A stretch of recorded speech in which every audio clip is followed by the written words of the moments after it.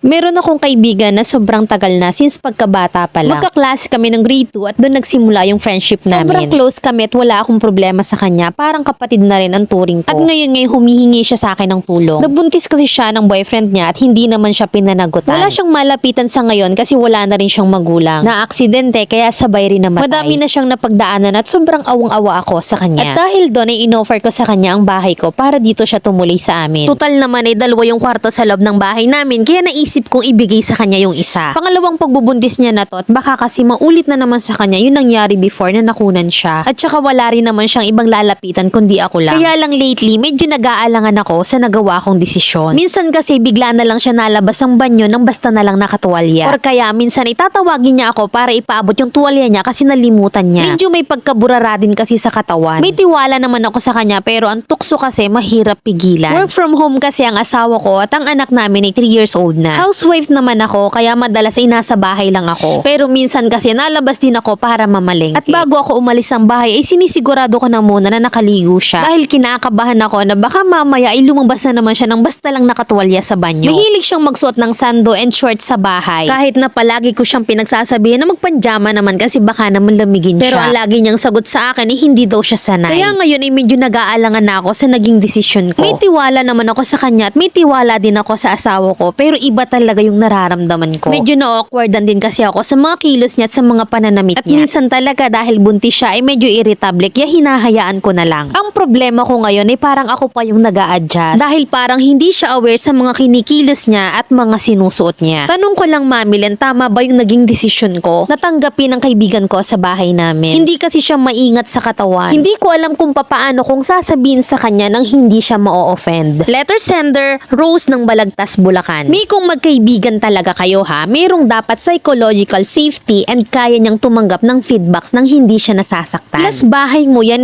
at nakikitira lang siya. Grow your backbone and set some rules. Warningan mo ng pabiro, sabihin mo bakit lagi siyang kinukulang sa tela andyan ang asawa mo, baka makitaan siya. At least you act concerned and you can move on. Kapag tutulong kasi tayo, dapat inaalam muna natin yung advantage and disadvantage ng gagawin natin. Biruin mo inampun mo si BFF at ikaw ay housewife na walang sariling income. Parang unfair din kasi sa part ng husband mo na siya yung nagtatrabaho para matustusan kayo ng anak mo. Tapos dagdag gastos pa at responsibilidad pa sa kanya yung kaibigan mo. Be realistic o kayang tumulong kung maluwag ang lagay mo sa pera pero kung umaasa ka sa sahod ng asawa mo, consult mo din muna siya kung ano yung masasabi niya. At eto naman yung real talk advice ng Mami Len mo. Nakuna na pala siya dati tapos nagpabuntis pa ulit. May pwede tayong mamili ng tutulungang kaibigan yung worth it tulungan. Okay lang sana kung first time ang pagbubuntis pero hindi Hindi na siya natuto sa isang mali niya. Kung ako sa'yo, hindi ko aampunin yan. At common sense din ha, wala siya sa bahay niya para magdamit ng hindi desente. Tapos basta lalabas ng banyo nang basta nakatuwalya lang. Kung sa akin yan, sinampal ko talaga yan ang katotohanan. Ang dami pa namang babae na kahit may asawa na yung lalaki papatol pa rin. At eto ha, kahit gaano pa kayo ka-close, need nyo ng privacy in your own home. Yung magkakadugo, nagkakaproblema sa extended family sa iisang bubong, yan pa kayang hindi mo kadugo. Best friend forever mo siya ngayon. Baka maging best enemy forever mo na siya in the future. Trust your instinct. Kahit gaano kagandang intention mo sa pagpapatira sa kaibigan mo, alalahanin mo pa rin na ang tukso'y walang kinikilalang kaibigan or kamag-anak. You can help her in so many ways naman, pero wag naman dyan sa loob ng pamamahay nyo. She is not your responsibility. Please don't feel obligated na patirahin siya. She decided na magpabuntis. Bakit ikaw yung aako? Send her out. Pwede mo siyang tulungan in some other ways. Yung hindi makakagambala ng peace of mind mo. Vibes and energy do not lie. Trust your instinct. Remember that girl instincts will always be right.